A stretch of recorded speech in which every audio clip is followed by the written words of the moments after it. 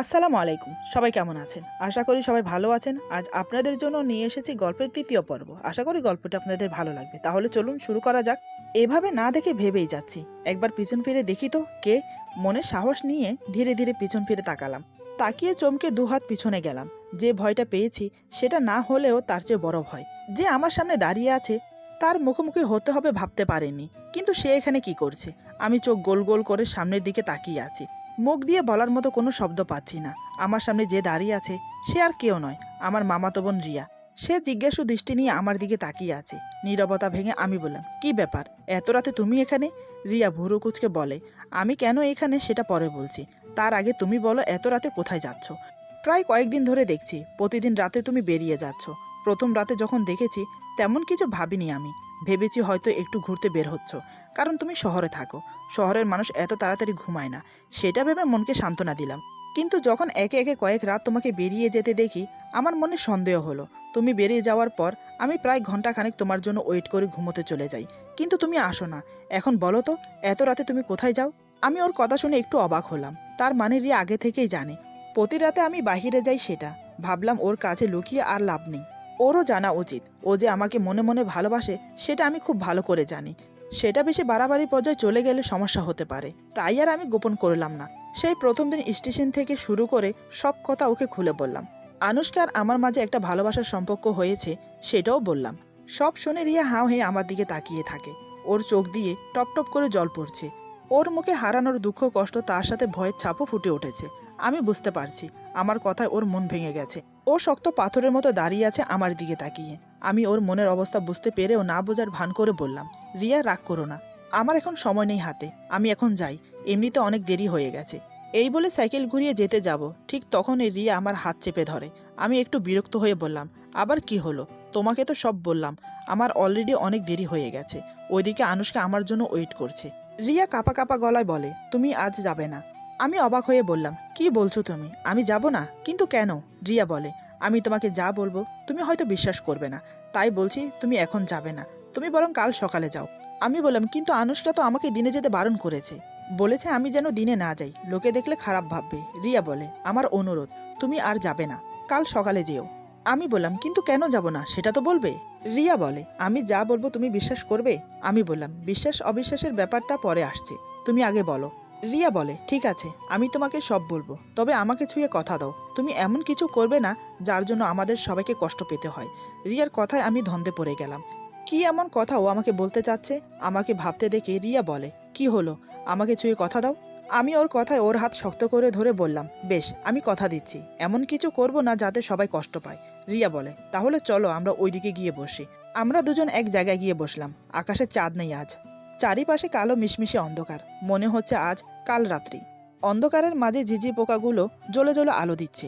আবহাওয়াটা বেশ ভালো, ঠান্ডা ঠান্ডা বাতাস বইছে। আনুশকার কথা খুব মনে পড়ছে, আজ ওকে কাছে পাবো না। ওর জন্য মনটা খুব ছটফট করছে। কিন্তু রিয়া আমাকে কেন বাধা দিল? কি এমন রহস্যময় কথা ও বলতে চায়? আমি আর রিয়া বসে আছি। রিয়া বলতে শুরু করলো, প্রথমত তোমাকে একটা কথা ক্লিয়ার করে বলি, আমি তোমাকে অনেক আগে থেকে ভালোবাসি। এবার তুমি আসাতে আমি খুব খুশি হয়েছি। আমি কত বোকা, আমি ভেবেছি আমার মতো তুমিও আমাকে ভালোবাসো, কিন্তু আমার ধারণাটা আজ ভুল হয়ে গেল। আচ্ছা ছাড়ো আমার কথা, যা আমার সাথে হয়েছে সেটা আমার ভাগ্য। তবে আমি তোমাকে ভালোবাসি, ভালোবেসে যাব। আমার জীবনে তুমি ছাড়া আর কোনো অস্তিত্ব থাকবে না। আমি শুধু আমার কথাই বলে যাচ্ছি, আসল কথাই বলছি না। আমি জাতক পাখির মতো ফেল ফেল করে তাকিয়ে আছি ওর মুখের দিকে। রিয়া আবার বলতে শুরু করলো, তুমি যে আনুশকার কথা বলছো তাকে আমি চিনি। আমি আর সে একই কলেজে পড়তাম। পড়তাম বলতে এখন আমি পড়ি, সে পড়ে না। এবার আমি কথা না বলে থাকতে পারলাম না, কারণ আনুশকা বলেছে সে পড়ে। আমি বললাম, পড়তো মানে সে তো এখনো পড়ে, তাই না? আনুশকা তো আমাকে তাই বলল। রিয়া বলে, আমার কথা এখনো শেষ হয়নি। আজ থেকে 2 বছর আগে আনুশকা আমার সাথে পড়তো। ওর একটা বয়ফ্রেন্ড আছে, ওর নাম সুজন। ছেলেটা দেখতে বেশ ছিল। দুজন একসাথে দাঁড়ালে মনে হতো ওরা একে অপরের জন্য সৃষ্টি হয়েছে। দুজন দুজনকে অনেক ভালোবাসতো।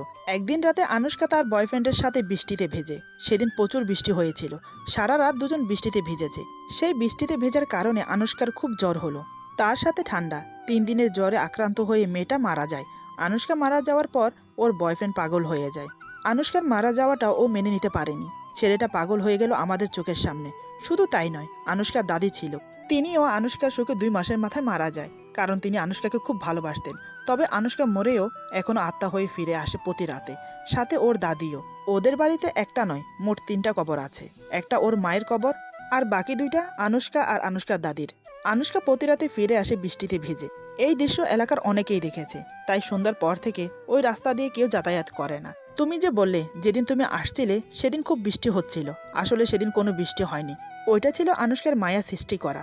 আমি স্তব্ধ হয়ে শুনে গেলাম সব। ওর কথাগুলো শুনতে শুনতে আমার চোখ দিয়ে টপ টপ করে জল পড়ছিল। আমি আমার নিজের কানকে বিশ্বাস করাতে পারছি না।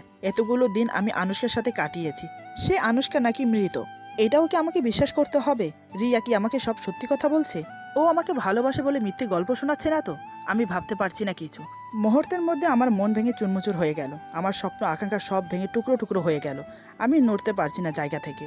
রিয়া বলে, আমি জানি আমার কথাগুলো শুনে তোমার খুব কষ্ট হচ্ছে। যা সত্যি তাই বলেছি। হয়তো তুমি বিশ্বাস করতে পারছো না। যে মেয়েটার সাথে এতদিন তুমি দেখা করে আসছো, সে এক অশরীরী। যাকে এতটা ভালোবাসলে সে এই জগতে প্রাণী নয়। যে জায়গায় গিয়ে তুমি প্রতিটা রাত কাটিয়ে এসেছো, সেখানে ঘরবাড়ির কোনো অস্তিত্ব নেই। কাল সকালে গিয়ে দেখে এসো। আমি তখনও কোনো কথা বলছি না। আমার ইচ্ছে করছে কাউকে শক্ত করে জড়িয়ে ধরে চিৎকার করে কান্না করি। আমার পরিস্থিতি বুঝতে পেরে রিয়া আমার হাতের উপর হাত রেখে বলে, আলো, তুমি ঠিক আছো তো? আমি যেন এটার জন্যই অপেক্ষা করছিলাম। রিয়া আমাকে একথা বলতে না বলতেই আমি ওকে শক্ত করে জড়িয়ে ধরে কান্নায় ভেঙে পড়ি। মেয়েরা সামান্য কষ্টে কান্না করে, আর একটা পুরুষ তখন কান্না করে যখন সে অতিরিক্ত মনে আঘাত পায়, যখন সে কাউকে অতিরিক্ত ভালোবাসে, যখন সে তাকে হারিয়ে ফেলে। আমি রিয়াকে জড়িয়ে ধরার সাথে সাথে রিয়াও আমাকে জড়িয়ে ধরে। দুজনের ব্যথাই একই। এখানে কে কাকে সান্ত্বনা দেবে? একটা ছেলে কতটা ভালোবাসলে সে এভাবে ভেঙে পড়ে। রিয়া বুঝতে পারলো আমি আনুশকাকে কতটা ভালোবাসি। সে নিজেকে স্বাভাবিক করে বলে, আলো, এভাবে ভেঙে পড়ো না, সব ঠিক হয়ে যাবে। একটা কথা সবসময় মাথায় রাখবে, জীবনে কোনো সুখ চিরস্থায়ী হয় না। মুরব্বীরা একটা কথা বলে, আল্লাহ যা করেন ভালোর জন্য করেন। হয়তো এটা তোমার জীবনের ভূমিতব্য ছিল। আমি বললাম, কেন আমার সাথে এমন হলো? আমি জেনে শুনে তো কারোর কোনো ক্ষতি করিনি। রিয়া, তুমি বলো সব কিছু মিথ্যে। আমি যে কোনোভাবে বিশ্বাস করতে পারছি না। তারপর আমি রিয়া থেকে আলিঙ্গন মুক্ত হয়ে বললাম, আমি জানি তুমি আমাকে মিথ্যে কথা বলছো। আমি কি বোকা, তোমার কথা বিশ্বাস করে যাচ্ছি? মরা মানুষ কখনো জীবিত হয় নাকি? পৃথিবীতে ভূত প্রেত আত্মা এসব বলে কিছু আছে নাকি? বিজ্ঞান তা কখনো বিশ্বাস করে না। আর আমি একজন বিজ্ঞানের ছাত্র, ইউনিভার্সিটিতে পড়ি। আমি তো এসব ভূত প্রেত বিশ্বাস করি না। ঠিক আছে, আমি এখন যাব না, কাল সকালে নিশ্চয়ই যাব। তখন দেখো তোমার সব মিথ্যে কথা ধরা পড়ে যাবে। এই বলে আমি নিজের রুমে চলে গেলাম। সত্যি বলতে আমার খুব রাগ হচ্ছিল রিয়ার প্রতি। আমি আনুশকাকে ভালোবাসি বলে সে হিংসা করছে, কারণ সে আমাকে ভালোবাসে। সে তো আমাকে পাবে না আর, তাই এসব বানিয়ে বানিয়ে বলছে। আমি নিজের রুমে এসে শুয়ে পড়লাম, কিন্তু দু চোখের পাতায় ঘুম নেই। এত কিছু শোনার পর চোখের ঘুম উধাও হয়ে গেছে। মনটা প্রচুর ছটফট করছে আনুশকার জন্য। রিয়া কেন এতগুলো কথা বানিয়ে বানিয়ে মিথ্যে বলল? সে কি ভেবেছে আমি ওর কথা বিশ্বাস করে আনুশকাকে ভুলে যাব? না, আমি কাল সকালে গিয়ে দেখে আসব। আমি চলে আসার পর রিয়া নিজের রুমে চলে গেল। জানি সেও আজ সারা রাত ঘুমোতে পারবে না। ভালোবাসার মানুষ হারানোর কষ্ট অনেক কষ্টদায়ক হয়। যে হারায় সে বোঝে। সারা রাত আমি আর রিয়া দুজনেই ঘুমোতে পারিনি। সকালে আমি ঘুম থেকে উঠে ফ্রেশ হয়ে সাইকেল নিয়ে বেরিয়ে পড়লাম। নাস্তা পর্যন্ত করিনি। আমাকে এভাবে হন্তদন্ত হয়ে বেরিয়ে যেতে দেখে সবাই অবাক। আমার দিকে হাঁ হয়ে তাকিয়ে থাকে। কেউ কিছু বলে না। আমি যেতে যেতে ভাবছি রিয়া যা বলেছে তা যেন মিথ্যে হয়। মনে মনে এই দোয়া করছে আল্লাহর কাছে একসময় আমি সেই জায়গায় পৌঁছে যাই। গিয়ে যা দেখলাম সেটা আমি কখনোই আশা করিনি। আমার মাথা ভোঁ ভোঁ করে ঘুরছে সামনের দৃশ্য দেখে। যেখানে আমি ঘর ভেবে রাত কাটিয়েছি সেখানে দুটো কবর, তার থেকে আরেকটু দূরে একটা কবর। সেটাই হয়তো আনুশকার মায়ের কবর। আনুশকা আর আনুশকার দাদির কবর পাশাপাশি। জায়গাটা পুরো বনজঙ্গলে ভর্তি, ঘরবাড়ির চিহ্ন মাত্র নেই। রিয়া আমাকে ঠিকই বলেছে। তার মানে আমি প্রতিদিন রাতে এই কবরস্থানে এসে রাত কাটাতাম। আর ভাবতে পারছি না। হঠাৎ মাথাটা ঘুরে পড়ে গেলাম। আমি অজ্ঞান হয়ে মাটিতে লুটিয়ে পড়লাম। হাতে গোনা 3 দিন পর আমার জ্ঞান ফিরল। জ্ঞান ফেরার পর জানতে পারলাম আমি অজ্ঞান হওয়ার পর কয়েকজন লোক এসে আমাকে নানার বাড়িতে দিয়ে যায়। আর আমার এই পরিস্থিতি কেন হলো সেই বিষয়ে সবকিছু খোলাসা করে রিয়া।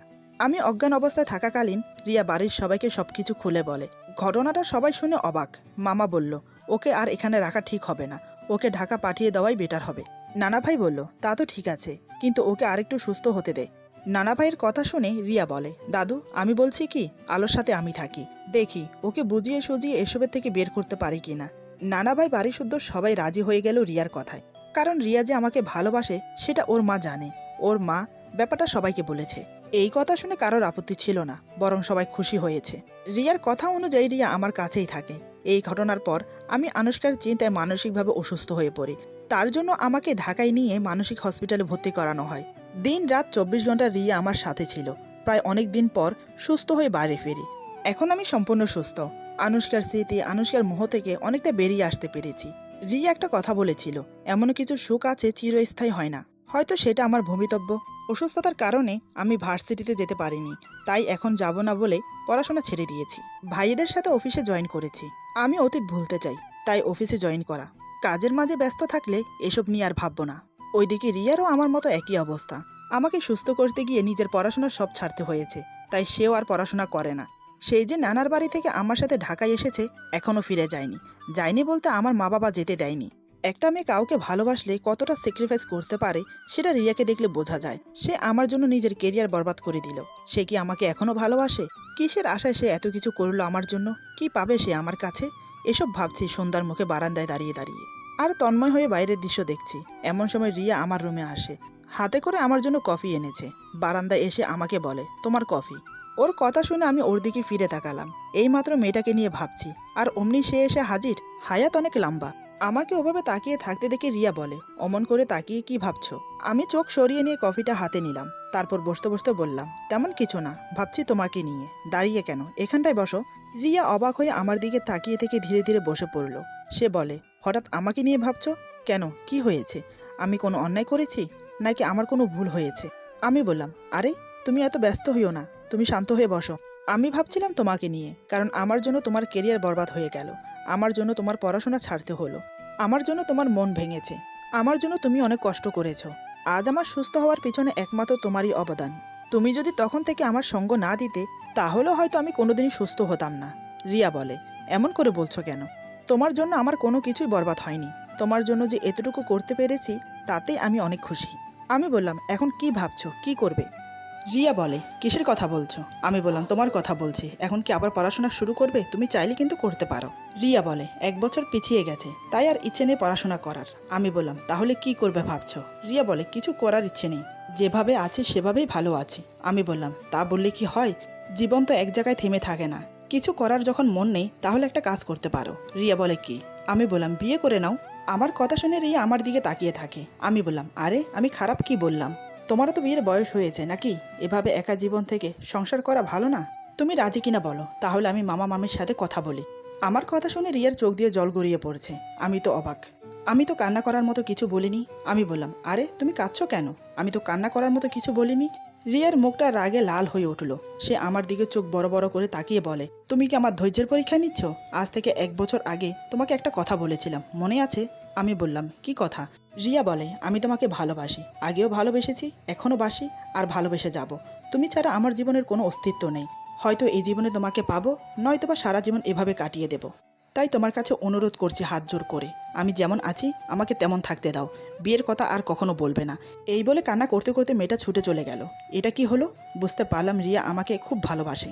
কিন্তু আমি কি করব? আমার জীবনে যে তুফান বয়ে গেছে, সেই তুফান যে আমার সব কিছু ওলটপালট করে দিয়ে গেছে। এসব ভাবতে ভাবতে কফি খাচ্ছিলাম, এমন সময় মা আমার সামনে এসে বসে। মাকে দেখে আমি একটু অবাকই হলাম। এই সময় মা আমার রুমে কখনো আসে না। আমি বললাম, মা এ সময় তুমি হঠাৎ কিছু বলবে কি? মা বলে, হ্যাঁ বলতেই তো এসেছি। আমি বাইরে থেকে তোর আর রিয়ার সব কথা শুনেছি। মেয়েটা তোকে সত্যিই ভালোবাসে। তোর জীবনটার সাথে ওর জীবন জুড়ে গেছে। তুই যেভাবে অসুস্থ হয়ে পড়েছিলি, আমরা তো হাল ছেড়ে দিয়েছিলাম। একমাত্র রিয়া তোর পাশে থেকে তোকে সুস্থ করে। সে বলেছিল আমাদেরকে, আমরা যেন চিন্তা না করি, তুই ঠিক সুস্থ হয়ে উঠবি। দিন রাত 24 ঘন্টা তোর পাশে থেকে তোর সেবা করেছে। একটা মেয়ে একটা ছেলেকে কতটা ভালোবাসলে তার জন্য সব কিছু ত্যাগ করতে পারে, তা আমি রিয়াকে দেখে বুঝেছি। এরপর মা আমার হাত ধরে বলে, বাবা জীবন সবার থেমে থাকে না, তাকে আগে বাড়াতে হয়। মানুষের জীবন কত কিছুই না ঘটে। মানুষ কি সেসব মনে রেখে পিছনে পড়ে থাকে? সব ভুলে গিয়ে নতুন করে শুরু করে। তুইও তাই কর বাবা, আমরা চাই তুই সুখী হ। আমাদের অনুরোধ তোর কাছে, তুই রিয়াকে বিয়ে কর। মায়ের কথা শুনে একটু অবাক হয়ে মায়ের দিকে তাকিয়ে রইলাম, তবে কিছু বললাম না। মা বলে, মেয়েটা তোকে অনেক ভালোবাসে। সে নিজের জীবন তোর জন্য অপেক্ষা করে এভাবে কাটিয়ে দেবে, কিন্তু বিয়ে বসবে না। ওর জীবনটা এভাবে নষ্ট হতে দিস না বাবা, রাজি হয়ে যা। মায়ের কথা রাখ। সব মা বাবাই চায় তার ছেলে সুখী হোক, আমরাও চাই। আমি কোনোদিনও মা বাবার অবাধ্য হইনি, তাই মায়ের মুখের দিকে তাকিয়ে আজও পারলাম না। মুখে না বললেও মনে মনে বললাম, ঠিক আছে মা, তোমরা যা বলবে তাই হবে। এই বলে মা চলে গেল। দেখতে দেখতে রাত হয়ে গেল। রাতের খাবার খেতে বসে রিয়াকে দেখতে পেলাম না। মাকে জিজ্ঞেস করতেই তিনি বলেন, আমি কি করে বলবো, তোর সাথে রাগ করে খেতে আসেনি। আমি বললাম, ঠিক আছে তোমরা খেয়ে নাও, আমি দেখছি। এই বলে ওর রুমে গেলাম। দেখি মেয়েটা রুমে নেই, যত সম্ভব ছাদে হবে, তাই ছাদে চলে গেলাম।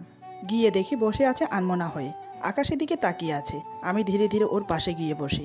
আমার দিকে এক নজর দেখে আবার চোখ সরিয়ে নেয়। আমি বললাম, কি হলো, এখানে বসে আছো কেন, খাবে না? রিয়া বলে, আমার খিদে নেই। আমি বললাম, তুমি কি আমার উপর রাগ করে আছো? রিয়া বলে, না, তোমার উপর কেন আমি রাগ করব? আমি কিছুক্ষণ ওর দিকে তাকিয়ে থাকি। বুঝলাম ওর চোখের কোনো জল চকচক করছে। আমি ওর হাত ধরে শক্ত করে। রিয়া কিছু বলে না, চুপচাপ বসে আছে। আমি ওর হাতে একটা চুমু খেয়ে বললাম, এই আমার দিকে তাকাও। আমার কথা শুনে রিয়া আমার দিকে তাকায়। এখন আমরা দুজন একে অপরের চোখের দিকে তাকিয়ে আছি। আমি বললাম, ভালোবাসো আমাকে? রিয়া বলে, হুম। আমি বললাম, বিয়ে করবে আমাকে? বিয়ের কথা শুনে রিয়া হাঁ হয়ে থাকে। ও চোখ বড় বড় করে নেয়। আমি বললাম, হাঁ হয়ে আছো কেন, বলো, বিয়ে করবে আমাকে? রিয়া অভিমানের সুরে বলে, তুমি তো আমাকে ভালোবাসো না, বিয়ে করবো কি করে? আমি ওর হাত ধরেছিলাম। ওর কথা শুনে অন্য হাত দিয়ে হাত বুলাতে বুলাতে বলি, ভালোবাসি না? তাতে কি হয়েছে, তুমি তো আমাকে ভালোবাসো। তোমার ভালোবাসা দিয়ে না হয় আমার ভালোবাসা জয় করো। এখন বলো, বিয়ে করবে আমাকে? রিয়া কাঁদো কাঁদো মুখ নিয়ে উপর নিচ মাথা নাড়ে। আমি ওর কপালে কিস করে বললাম, ছেড়ে যাবে না তো? রিয়া বলে, না। আমি বললাম, কখনো কষ্ট দেবে না তো? রিয়া বলে, কখনো দেব না। আমি বললাম, যদি তুমি আমাকে ছেড়ে চলে যাও তাহলে কিন্তু আমি মরে যাব। এই কথা শোনার সাথে সাথে রিয়া আমার বুকে ঝাঁপিয়ে পড়ে কান্নায় ভেঙে পড়ে। সে আমাকে শক্ত করে জড়িয়ে ধরে বলে, আমি তোমাকে ছেড়ে কখনো যাব না। আমি তোমাকে অনেক ভালোবাসি, অনেক। আর কখনো মরার কথা বলবে না। তোমার আগে যেন আমার মৃত্যু হয়। আমি বললাম, আরে পাগলি, তুমি মরলে আমাকে ভালোবাসবে কে? আমাকে ভালোবাসার জন্য তোমাকে যে থাকতে হবে। কান্না বন্ধ করো। এই বলে ওর দু চোখের পাতায় আলতো করে কিস করি। আমার ছোঁয়া পেয়ে রিয়া তিত্তির করে কাঁপছে। সে চোখ বন্ধ করে নেয়। আজ আমার মনে সেই অতীতে ফেলে আসা ফিলিংসটা জেগে উঠেছে রিয়ার প্রতি। আমি ওকে আমার বুকে শক্ত করে জড়িয়ে ধরলাম। রিয়া আমাকে বাধা দিল না। আমিও সাহস পেয়ে গেলাম। এবার আমি ধীরে ধীরে ওর কপালে চুমো খেয়ে ওর ঠোঁটে আলতো করে কিস করি। সে লজ্জা পেয়ে সরে যায়। আমি ওর কানে ফিসফিস করে বলি, লজ্জা পেয়ে কোনো লাভ নেই। আজ থেকে বিয়ের জন্য প্রস্তুতি নিতে শুরু করো। এখন লজ্জা পেয়ে সরে যাচ্ছ, কিন্তু বাসরাতে সরে গেলে চলবে না। তখন কিন্তু আমার সব চাই। এখন চলো, খাবে। ততক্ষণে মা বাবার খাওয়া দাওয়া শেষ হয়ে গেছে। আমাদের দুজনকে একে অপরের হাত ধরে নেমে আসতে দেখে তারা যা বোঝার বুঝে গেল। তার পরের দিন থেকে শুরু হলো বিয়ের আয়োজন। খুব ধুমধামের সাথে আমাদের বিয়ে হলো। রিয়াকে খুব সুন্দর করে সাজিয়ে বাসর ঘরে দেওয়া হলো। রাত 12টার দিকে আমি রুমে প্রবেশ করলাম। দরজা লাগিয়ে ওর পাশে গিয়ে বসলাম। রিয়া উঠে এসে আমাকে সালাম করলো, কিন্তু এক হাত মাথার ঘুমটা সরায় না। বুঝলাম আমাকে সরাতে হবে। আমি ঘুমটা সরিয়ে দেখে তো অবাক। ওয়াও, কত সুন্দর লাগছে রিয়াকে। ও যে এত সুন্দর আমি আগে ভালো করে দেখিনি। আমি বললাম, সত্যি রিয়া, তুমি এত সুন্দর, আমি আগে জানতাম না। রিয়া বলে, তুমি তো আমার দিকে ভালো করে তাকিয়ে দেখোনি। আমি বললাম, তাই তো, সত্যিই দেখিনি। আসলে আমার বউটা অনেক সুন্দর। তাহলে আর দেরি কেন বউ, অনেক তো অপেক্ষা করালে, এবার আমাকে ভালোবাসতে দাও। রিয়া বলে, কি বললে? আমি তোমাকে অপেক্ষা করিয়েছি নাকি তুমি আমাকে অপেক্ষা করিয়েছ? আমি বললাম, সরি জান, বাই মিস্টেক বলে ফেলেছি। তুমি আমাকে করাওনি, আমি তোমাকে করিয়েছি। রিয়া বলে, হ্যাঁ, এবার ঠিক আছে। আমি বললাম, তাহলে আদর করি? রিয়া বলে, তুমি না কি আমি নিজেও জানি না। ভালোবাসা কি কেউ বলে বলে করে? আমি বললাম, তাই বুঝি, তাহলে কিভাবে করে শিখিয়ে দাও। রিয়া বলে, ইস, ছোট খোকা, কিছু জানে না। সেদিন রাতে ছাদে নিজের ইচ্ছেতে তো আদর করলে, তখন কি আমাকে জিজ্ঞেস করেছিলে? আর এখন তো বিয়ে হয়ে গেছে, এখন তো আমি তোমার। তুমি আমাকে আদর করতে চাইলেও আমি বাধা দিতে পারবো না। আমি বললাম, ঠিক আছে, তাহলে আর দেরি করব কেন, আমারটা আমি না হয় পুষিয়ে নেই। এই বলে আমি ওকে শুইয়ে দিয়ে ওর বুকের উপর শুয়ে পড়লাম। ওর বুকে মাথা রেখে যেন শান্তি পেলাম। মনে হচ্ছে আমার জীবনে কোনো দুঃখই ছিল না কোনো কালে। রিয়া আমাকে পরম আনন্দে ওর বুকের সাথে জড়িয়ে রাখে। আমি বললাম, রিয়া, তুমি আমাকে কখনো কষ্ট দেবে না তো? রিয়া বলে, তোমাকে কষ্ট দিলে তার চেয়ে বেশি কষ্ট আমি পাবো, কারণ আমি তোমাকে ভালোবাসি। আমি বললাম, আজ বেশি কথা নয়, আজ আমাদের